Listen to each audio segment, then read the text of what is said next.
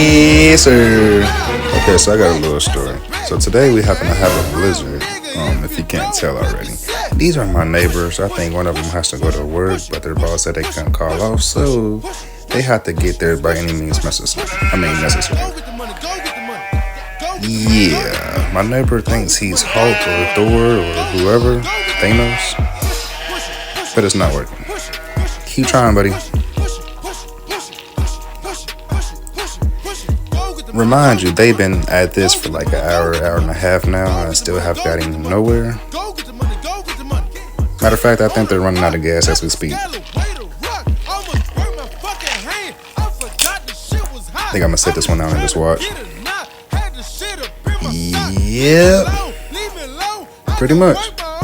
Put me in the game, coach. Yes, sir.